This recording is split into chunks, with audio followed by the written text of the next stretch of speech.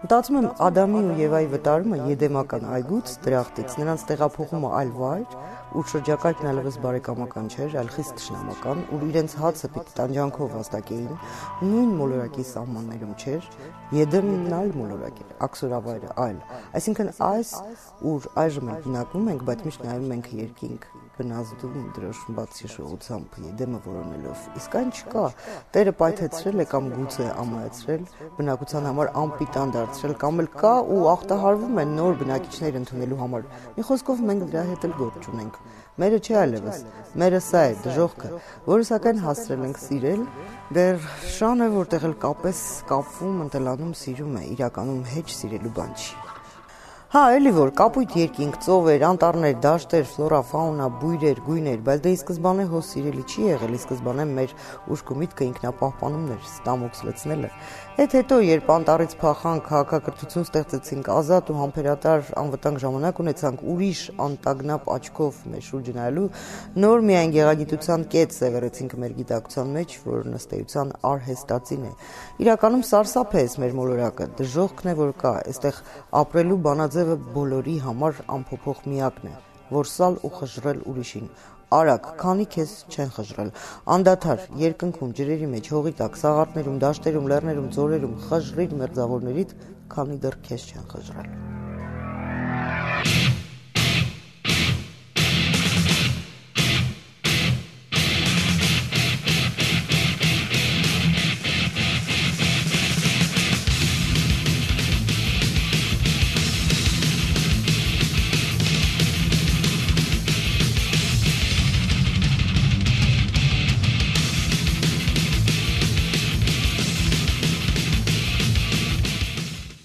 Այսօր հյուրընկալվել ենք արձակագիր Գուրգեն Խանջյանին եւ նրա տիկնոջը Մարինային եւ Գուրգեն Խանջյանի անբաժան ընկերոջը հայկական մի հրաշալի գամփր ունի, Դուդու, արդեն 8 տարի է պահում է շանը, մեզ հետ կարծես մտերմացել է, համենայն դեպս մեզ շատ լավ ընդունեց եւ դիմավորեց ինչպես Գուրգեն Խանջյանը եւ իր տիկինը։ Բարև Գուրգեն։ Ողջույն։ Գուրգեն Խանջյանը անկախության տարիների, ինչպես ասում են, այն գրողն է, որ հենց այդ առաջին տարիներից սկսեց տպագրվել եւ ահա 20 տարիների ընթացքում, 20 եւ ավելի, այսպեսի մի գրականությամբ է վաստակով հանդես գալիս իր ընթերցողին տասնյակից ավել գրքեր։ Գուրգեն, առաջին գրքերն էին Շարը Սանդուղքը եւ Հիվանդանոց, հատկապես Հիվանդանոց վեպը մեծ աղմուկ բարձրացրեց այն տարիների համար, մեծ նյութ էր։ Վերատպում են վեպը, այս տարի Հիվանդանոցը։ Հենց միանգամից սկսենք, որ Հիվանդանոցը իսկապես շատ հետաքրքիր արձագանքի արժանացավ, շատերը չհասկացան, գուցե շատ արտառոց էր այդ կավկայական մոտեցումները, նաև սեքսուալ ինչ-որ տեղ գրեհիկ, այսպես ընկալված, նաև շատ բաց տեսարանները, սիրո ակտի եւ այլն։ Դու ամենից առաջիններից մեկը ներմուծեցիր գրականություն, մի բան որ Հիվանդանոցը առաջինն էր ու 94 թիվն էր, բայց այդ կոմունիստական գաղափարախոսության բանի հենց սուտ բարոյախոսության կարծրատիպերը հələ ապրում էին ուղեղներում։ Երկար ապրեցին, մինչև այսօր էլ դրանց մնացորդները կան։ Ու իրանց համար սա շատ անսպասելի էր, էլի սոցռեալիզմին սովոր գրականությունը տնօրինելու սովոր, ուղղորդելու սովոր մարդիկ հանգարց տեսան, որ գրականությունը իր ձեռքից փաստորեն դուրս է պրծել։ Եվ ինչ անուն ասես դրին պորնո բան, ուզում էին ազատվեն ենթագիտակցորեն, բայց ազատվել չկար, արդեն ընթերցողի ձեռիներ արդեն աղմուկ էր բարձրացրել գիրքը։ Լավ, իսկ այ հենց դա միշտ ինձ հետաքրքրել է։ Ինչ էիր ուզում այդ ամենը ներմուծելով ասել։ Իրականում կոտրել այդ խորհրդային սովետական ստերեոտիպերը գրականության բայց ինքը ժամանակային առումով շատ հետաքրքիր ստացվեց։ Ես ինքս սկսեցի գրել 91 թվին, փաստորեն 90 թվի վերջերին։ Այսինքն սկսեցի գրել խորհրդային Հայաստանում, ավարտեցի 93-ին անկախ Հայաստանում։ Դրա համար առաջին մասը ամբողջովին կոմունիստական վարչակարգի օրոք գրված է ու մետաֆորի տակ է ամբողջը թաքնված։ Հիվանդանոցը դա կոմունիստական վերնախավն է, որը ջարդում է անհատականություն, գլխավոր հերոսը պատանի է, էլի, հա։ Խարանա դնում ու այդ բաց տեսարանները վերաբերում էին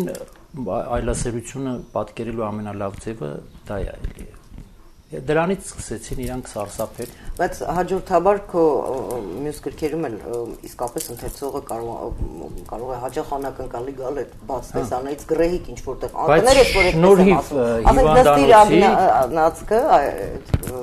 այդպես շնորհիվ հիվանդանոցի եւ այդ գրքերի այսօր արդեն մարդ կա որ կարդում ասում բայց դե բան չկա, ես ինչի էին սրա վրա այսքան խոսում։ Ինքը չի հասկանում որ հենց այդ գիրքն է արել որ այսօր ինքը դա արդեն ընկալում է այդ խանժեստվա ասած ռուսական բանը դուս է գալի։ Բայց կարելի է ասել որ հենց այդ քո փորձի շնորհիվ նաև մեր գրականություն ժամանակակից գրականություն 90-ականներից սկսած հենց ներթափանցեց այդպիսի թեկուզ ոչ տեղին հաճախ բաց տեսարանների նկարագրություն նաև այսինքն դա գիտես ազատության միայն բան չէ այդպես ազատության արտահայտություն չէ այդքան բաց տեսարաններով այսպես շուտ սեքսուալ նաև պորնոյին հասնող երևույթների նկարագրություն ես քո մասին չեմ ասում առհասարակ մեր գրականության այդ սեռական կյանքը մարդու կյանքի մեծ մասն է կազմում։ Եթե Ֆրեյդին հավատանք, ապա ամբողջ ենթագիտակցությունը դրանով է լցված։ Եթե դու ուզում ես պատկերես մարդու հոգին, մարդու վարքը բացատրես,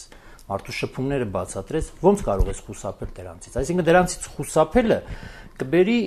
ճանաչման թերիության։ Իսկ ես չեմ ուզում, որ ոչ մի բան թերի մնա։ Երբ որ ես գրում եմ եւ ինձ պետքա դա անել, ես դա անում եմ։ Տեքստին է պետք։ Դա ինքնանպատակ չի էլի։ Վերջի գիրքը հրատարակեցի 2 տարի առաջ, այո, դա անցյալ տարի։ 10 թվին է կարծեմ, հա։ Անցյալ տարի։ Այս թիվը, այս գիրքը մի շատ լավ մարդ է Հովանավոր է, որ այնքան համեստ է, որ իր անունը ասած ոչ մի դեպքում չնշես, բայց ես պետք է ասեմ, այսօր Նարեկ Սարգսյանն է ճարտարապետ, որը նաև Աղասի Այվազյանի քանի գրքերի է Հովանավոր, այդ այնց համեստ սուսուփուս ինքը Հովանավորում է։ Չթողեց որ շնորհակալություն հայտնեմ, գրել եմ Հովանավորից, բայց անունը չեմ տվել, բայց այսօր արդեն ինքը չի կարող արգել Հիսանա ժամկետն անցել է։ Առաջին գրքից մինչև այս նամակներ ընթացքից գիրքը կհաստատեն քո հերոսը ինչ ճանապարհ է անցել։ Քո հերոսները, ի վերջո գաղտնիք չէ, որ քո հերոսները մեր հասարակության, մեր իրականության ամենացածր շերտերի մարդիկ մարգինալ նկատի ունես։ Այսինքն պորնիկ, չգիտեմ ինչ, ահա վերցել եմ սովորական մարդուն, որը ուզում է հասկանա, թե ինքն ինչի է եկես աշխարհ, ինչի է հեռանալու այս աշխարհից, ինչ տեսավ։ Կարճ սենց։ Եվ այդ ամբողջ փնտրտուքներն են։ Իր եւ երկնքի իր եւ Աստծո, իր եւ իր մերձավորների հարաբերությունները, իր եւ բնության հարաբերությունը, այսպես էլի անընդհատ այդ հերոսը գրքից գիրք նոր բաներ է ճանաչում եւ այս վերջի վեպը որ դեռ լույս չի տեսել, ոնց որ թե արդեն գալիս եմ նրան, որ սկսում է այդ հերոսը եթե չի հասկանում, ապա չի հասկանում հիմնավոր, եթե հասկանում է հիմնավոր։ Այդ քո հերոսը ինչ զարգացում ապրեց, ես այդ եմ ուզում հասկանալ, դու ամբողջ 20 տարի անկախության այս տարիներին Հայաստանում ապրում ես եւ ամեն ինչ տեսնում ես քո աչքով բաց, ինչ որ ասում են, ամեն ինչ բաց պատկերված է։ Գոնե եթե նախկինում բաց պատկերացված էր, հիմա արդեն իսկ ամեն ինչ բաց պատկերված է, գոնե քո կողմից։ Ինչ շարժում ես տեսնում առհասարակ ինչ է կատարվում մարդու հետ ոչ միայն քո հերոսի ի վերջո քո հերոսներն էլ մեզնից յուրաքանչյուրն է կատարվում մարդու հետ կարելի ասել առանձնապես ոչինչ չի կատարվում յուրաքանչյուր մարդ գալիս է իր ժամանակի մեջ իր ժամանակի ատրիբուտների մեջ փորձում է հասկանալ կյանքը տենց էլ չի հասկանում ու հեռանում է կամ իրան թվում է թե հասկացավ ու հեռանում է ընդամենը հիմա իմ հերոսն է թե ինքը ոնց է հասկանում այդ ամեն ինչը ես հասկանում եմ դու ինչ ես ուզում ասել Հայաստան անկախություն այդ բոլորը գրողի համար շատ լավ փորձ էին էլի անպատերազմ տեսանք կամ սով տեսանք ամեն ինչ տեսանք դեգրադացիա մարդկային հոգու ձևախեղումներ բայց իմ հերոսի համար խնդիրը դա չի էլի որովհետև այդ դրանք ատրիբուտներ են որ անընդհատ փոխվում են վաղը կլինի ուրիշ անկախություն վաղը կլինի ուրիշ մի երկիր մյուս օրը կլինի մի ուրիշ երկիր այս հերոսը ստենց կգնա այդ բոլորի մեջով բայց ինքը կփորձի հասկանալ այն հիմնական բաները ինչի համար է ինքը ապրում էգզիստենցիան հա դա մնացած բոլորը ժամանակային բաներ են էլի պատեհներ են որ այս ժամանակի մեջ սենց ստացվեց, այն ժամանակի մեջ այնց կստացվի, բայց Գրիգորը ասենք սրա հերոսը կամ ես որ նույնն է։ Ինքը ընդեղ էլ տենց պետք է նայեր կյանքին, ստեղ էլ տենց պետք է նայեր կյանքին։ Պարզապես հիմա ստեղ է հայտնվել։ Իսկ այս մի գործի վեպի լուրջ կայք չէ, այստեղ փաստորեն հերոսը Ղարաբաղյան ազատամարտիկ է։ Լուրջ կան, հետաքրքիր գիրք է, ուրեմն եւ շատ Սուրեն Խաչիկյանը նկարիչ, այս իր նկարներն են, իմ մանկության ընկերն է։ Իմ պատմվածքների հիման վրա են այդ նկարները, գրքերի մեծ մասը իր ձևավորումներն են։ Ուրեմն ինձ զանգեց, ասեց sense մի հատ պատմություն, կարճ պատմեմ, հա, չեմ բանալի։ Ասեց ինձ կանչեցին դատախազություն, ասեցին քո ընկերը ինքնասպան է եղել ու թղթի վրա գրել է իմ ինքնասպանության մեջ մեղավոր է եղբոր կինը եւ Սուրեն Խաչիկյանը նկարիչ։ Ասում եմ, sense ապշել է, ոնց որ Կաֆկայի բանալներ, մի առավոտ, որ ես կապ չունեմ։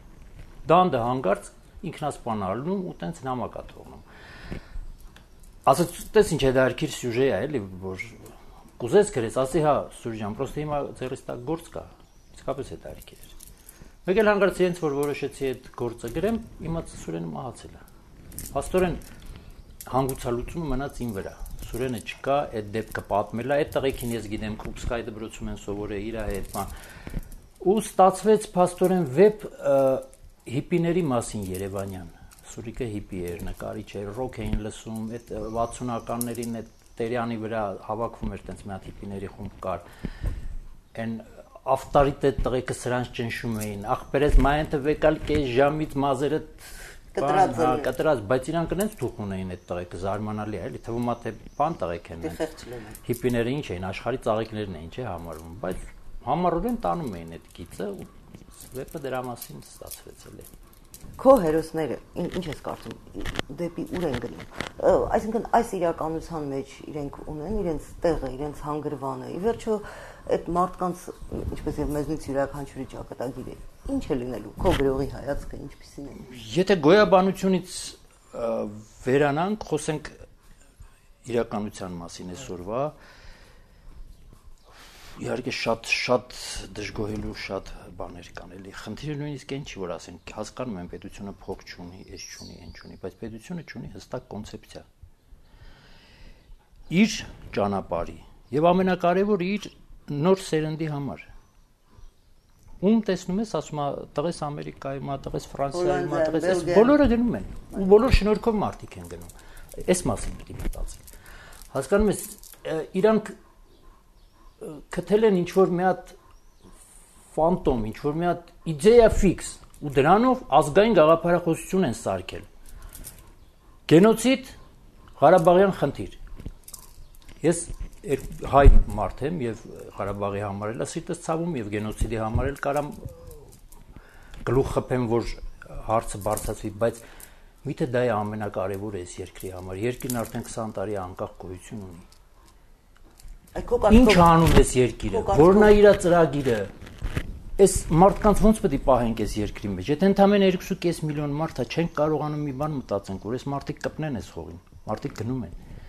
Հիմա ինչ կարևոր է, վաղ գենոցիդը կընդունեն, Ղարաբաղը կմիանա կամ չի միանա կամ չգիտեմ ինչ կլի, բայց երկիրը բարոյա զրկված, բարոյա լքված, ջահելություն չկա։ Այս խնդիրներն ասում են այդպես է հետ խորհրդային բոլոր երկրներում։ Ես չգիտեմ, այդպես չի իհարկե։ Որոշ նմանություն կա ընդհանուր, բայց ես չեմ էլ ուզում իմանալ դա։ Մեկ ինչ գործ ունենք։ Դու քոնը արան չես անընդհատ մղում հետ խորհրդային, ասենք Բելարուսյանը ես իմ որ ջայնամիծերն է, բայց Ղազախստանն արդեն առաջավոր է կամ մարդիկ գնում են այսօր Թիֆլիս զարմանում են, ասում են ինչ արագ է կատարվում ստեղ փոփոխությունները, ստեղ էլ տենց բան չի էլի, ընդհանուր չի։ Քո կարծիքով այ եթե ինչ որ հնար ունենայիր խորհուրդ տալ իշխանություններին կամ վերևներում կանգնած մարդկանց, այ ամենասկզբից հրատապը ինչ պետք է անել։ Տնտեսական եւ մշակութային հստակ ծրագիր ունենալ։ Այնց ծրագիր, որը բան չլինի, էլի այն թոս փչոցին չլինի։ Վերադարձիր տուն, որ ունեն, վերադարձիր տուն, վերադարձիր տուն, ախր դրանք բան են էլի, միջոցառումային բաներ են։ Այսինքն ինքնախապեյական։ Դա պետք է ստրատեգիական լուրջ ծրագիր, ոչ թե իհարկե ինքնախապեյությամբ, Մշակույթ տնօրինող մարդիկ ընդհանուր միջոցառումների վրա։ Այսինչի 120-ամյակային ինչի դա չի մշակույթը։ Մշակույթը խորը բանա, ներդրումներ է պահանջում, ծրագիր է պահանջում, այտենց չի լինի այտենց խափվելով։ Այսօր այսինչի Հոբելյանը շատ լավ է, ես էլ եմ սիրում այդ ինչին, այսօր Հոբելյանը կտոնենք, վաղ այն ինչի Հոբելյանը կտոնենք, հետո մի հատ ֆեստիվալ կանենք, բայց ֆեստիվալով չի։ Նկարիչներ ունես, գրողներ ունես, մի հատ տես ով որտեղ է, ով ինչ է անում, ինչի են սենց անում եւ ոչ թե ուրիշ ձևի, չկա տենց։ Ոչ ոք դրանով չի զբաղվում։ Մեկ մշակույթ, հետո ոսկե ծիրան, հետո բան, տենց հայկական խաղեր ու տենց գնում ենք սլալոմով, մակերեսով գնում ենք, իսկ տակը քանդվում է։ Ես եկա մի տխուր եզրակացության, որ հայերս, որ այդքան խոսում ենք մեր անցյալի մասին, բան, մեծ մասամբ ձև է, մենք մեր տրադիցիաները չենք սիրում։ Մի հասարակ օրինակի վրա կարող եմ ասել, այս Երևան քաղաքում մի հատ սրճարան չթողեցին, տրադիցիայով սրճարան։ Նկարիչների սրճարանը կար կինո Մոսկվայի կոպեկանոց էր կոչվում, նկարիչների սրճարան էր կոչվում։ Ուրեմն այդ սրճարանում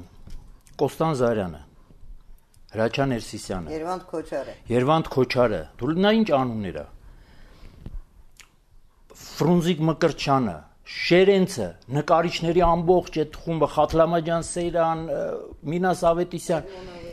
փոխանակ, հա, վերջերս Հրաչյայի տղան, բանը, Լևոն Ներսիսյանը։ Այդ մարդիկ այդ սրճարանում են միշտ եղել։ Երբ գնայիր, ինչ որ մի խումբ տեսներ, միջավայր էր, գնում էինք հատուկ այդ մարդկանց տեսնելու։ Գնում էինք հատուկ Ֆրունզիկը եկել այսինչ ֆիլմի նկարահանումներից Ռուսաստանից ու հիմա պատմում է, ու մարդիկ հավաքվում էին, լսում էին։ Ու հանգարց շատ հեշտ թեթև ձեռքով փոխանակ այդ մարդկանց կիսանդրիները տեղ դրվեր։ Հասարակական պատմեմ, Գարինչյան մտել է մի հատ սրճարան Բրազիլիայի ինչ-որ քաղաքում, մինչև այսօր այդ աթոռը մեխած է այդտեղ ու այդ սրճարանն աշխատում է։ Մարդիկ գալիս են ասում են, այս աթոռին Գարինչյան է նստել։ Իսկ մենք նես թեթև ձեռով այդ սրճարանը վարի տվինք, հիմա անունը Էյֆել է, Էյֆելնովա, հորոխբերը տա, պապը տա, մեկը Էյֆել, մյուսը Հոլիվուդ, ես ինչ, այս ինչ վիճակ է։ Այդ օտարամոլությունը որտեղից է գալիս։ Ասենք Երևանյան փողոցներով քայլելիս ակնառու է, անգլերեն բոլոր ամեն կարգի։ Հետո անգլերենը մեծ, հայերենը փուճուր, խեղճի կամ առասարակ չկա։ Օտարամոլությունը իսկապես։ Դա էլի, ուրեմն կա մեր մեջ։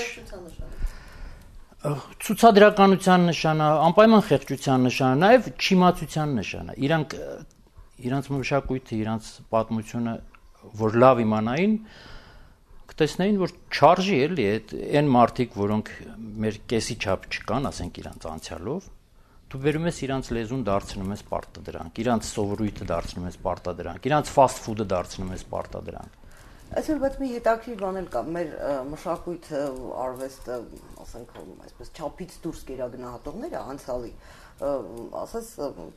եթե չասենք կոչ են անում, բայց մշտապես ցույց են տալիս այն ինչ նախկինում ունեցել ենք, շեշտելով, որ այսօր չունենք արժեքներ, գիտեմ, որ համաձայն չես լինի դրա հետ, որտեղ շատերը ասում են դրական չունենք, թատրոն չունենք, չէ՞, լսել ես։ Միշտ ասել են, հենց այն ժամանակում անունը տալիս են, այն ժամանակ էլ են ասել այդ բանը, բայց պարզվել է եղել են այդ մարդիկ։ Հիմա դու հետևում ես բնականաբար ընթացքին, թե գրական, թե արվեստի աճուղերի, վստահ եմ, մանավանդ դու թատրոնի մարդ ես, դու պիեսներ ես գրում եւ այսօր պետք է ասել, որ Գուրգեն Խանջյանը ամենաշատ բեմադրվող հեղինակներից է մեր բեմերում։ Քո կարծիքով այն ամենայնիվ թատրոնը, մշակույթը, արվեստը, գրականությունը իսկապես այսօր արժեքավոր գործեր մատուցում է արվեստասերին, նրան ով փնտրտուքի մեջ է, ով կարիք ունի իսկապես, չեմ ասում հասարակության լայն շերտերին, բայց ինչ որ մի փոքր ավի այն ամենայնիվ։ Այսօրվա մարդը կների ինձ, բայց ես էլ եմ այդ մարդկանց մեջ սկսել է հիմարանալ։ Շատ ցավալի բան է։ Ես մտածում էի այդ մասին ու հանկարծ կուլտուրայով մի հաղորդում եղավ, որտեղ լուրջ մարդիկ էին նստած ու այդ մասին էին խոսում։ Պարզվում է, մի քանի հազարամյակի ընթացքում մարդու ուղեղը նույնիսկ իր ծավալով փոքրացել է, թեթևացել է 200 թե 300 գրամով։ Ուրեմն դա պատահական չի։ Գրամով։ Ու պատճառներն էլ էին բացատրում։ Այսօրվա մարդը ինչ է ուզում։ Ուզում է երջանիկ լինի, երկար չմտածի, իր աշխատածմանը վերցնի, հա, դա բարի ծապտա բաները մտցնի, ականջները լսի։ մի կողմից թվում է թե լավ է, դե թող երջանիկ կլի, էլի, բա ինչ պետք է անի այս կյանքում։ Ի վերջո հոնենց սարեր չի շուռ տալու, կյանքն է սա, եկել է մի 70 տարի պետք է ապրի 80 տարի գնա, թող երջանիկ կլի։ Բայց մարդն են ծարարածա, որ չի կարա տենց երջանիկ կլի։ Մարդը պետք է խորանա ինչ որ հարցերի մեջ։ Բայց եթե պահանջ չունի այսօրվա մարդը արվեստի, գրականության, չգիտեմ, թատրոնի, ախր ինքը պետք է իմանա, որ կյանքը սենց միշտ սենց լինել չի կարող։ Կատաստրոֆաներ են լինում, բաներ են լինում։ Ուրիշի կարծիքն է, բայց իր կարծիքը հոսանքն անջատվի, էներգիա չլինի, ինքը զրկվի ինտերնետից, ինքը զրկվի ռադիոից, ու ինքը պատրաստ լինի այդ բոլորին։ Չի կարելի թռի վռի, հնարավոր չի։ Այդ ճպուրն մրջունը հենց այնպես չի, էլի, իսկապես դա անհնարին բան է։ Մարդը պետք է ամեն ինչի պատրաստել։ Ուրեմն մարդը պետք է նաև ինչ որ գիտելիքներ ունենա, չպետք է իր այդ նեղը ես երջանիկ կլինեմ մնացածի հերնել անիծած բան այս։ Չի բավարարում այսօր ստեղծվող։ Սա ամերիկյան ձև է, որ եկել է։ Բայց գուցե չի բավարարում այսօր ստեղծվող գրականությունը, թատրոնը, Գայանե ջան չի կարդում։ Ամեն անգամ sense խոսակցության ժամանակ առնվազն 10 հետարքիր գրողի անուն կարամ դնեմ սեղանին, բայց իրան գնում են չեն կարդում մեկը։ Իրանց համար դա այդ ալիբին շատ ձեռնտու է։ Դա ալիբի է։ Չկա, իհարկե ալիբի։ Այդ ալիբին շուտ վերցնում է, ասում է, ում այդ խոսած չունենք։ Խի չունենք։ Ինչ ունենք։ Ով է գրել Ղարաբաղյան պատերազմի մասին, այնքան են գրել։ Շատ են գրել։ Լևոն Խեչոյան, Հովիկ Վարդումյան, Արայիկ Նազարեթյան, մասնակիցներ են, մասնակցի աչքով տեսել են ու լավ գրողներ են, գրել են։ Բայց նույն մարդու հետ հաջորդ անգամ հանդիպես նորից նույնը կասի։ Ղարաբաղյան պատերազմի մասին չեն գրել։ Սա ծամոնի պես գցել են այս ստանդարտները իրանց բերանը եւ իրանց դա ձեռնտու է։ Չունենք, չկա։ Դե չկա։ Ախր իմ խնդրեմը չի դա, հավատա, որպես գրողի։ Հետ չել կարդան։ Դա իրանց խնդրեմն է, իրանք են հիմարանում ախր։ Այսօր չեն կարդա, 10 տարի հետո կարդան։ Չեն կարդա, ընդհանրապես թող չկարդան, թող այս գրքերը դեն գցվի։ Ես կոպիտ ասած իմ կայֆը գրականությունից հանում եմ։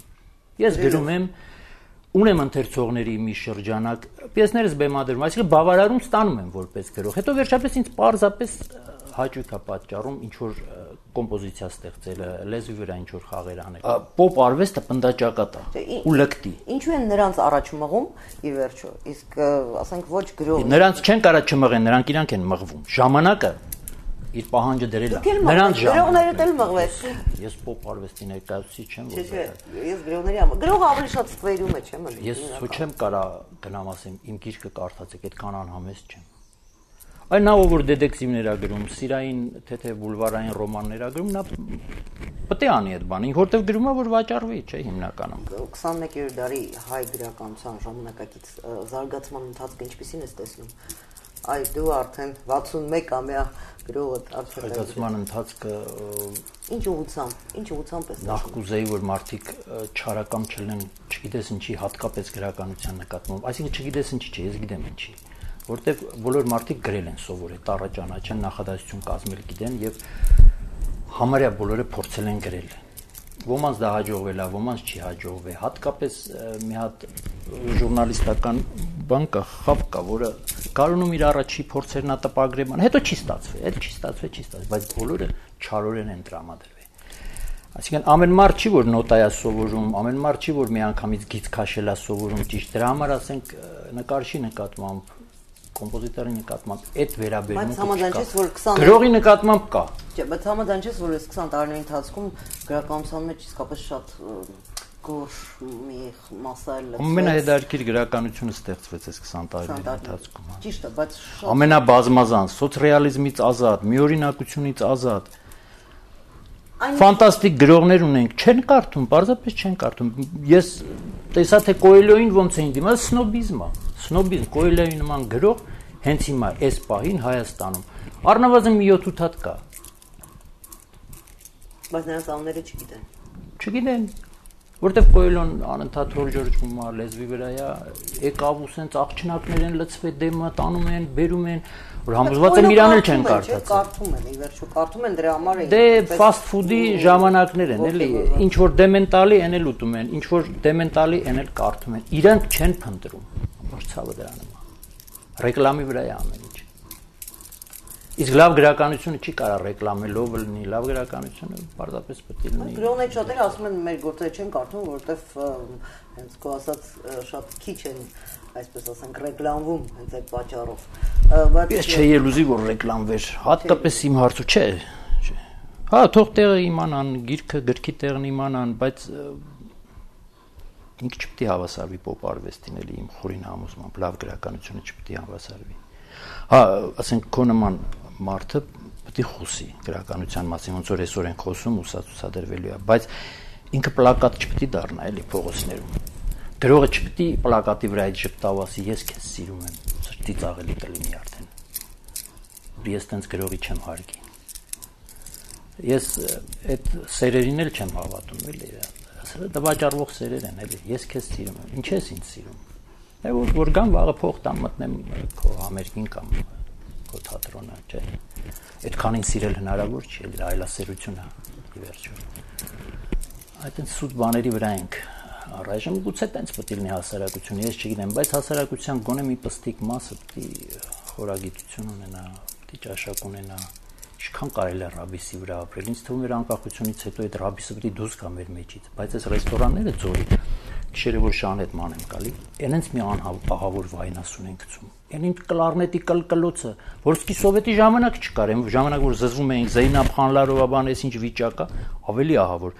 Որ մտածում եմ այդ աղմկոտ, այդ անճաշակ երաժշտության տակ մարդիկ նստած են այս պահին ու հաց են ուտում ու հանգիստ ուտում են այդ հացը։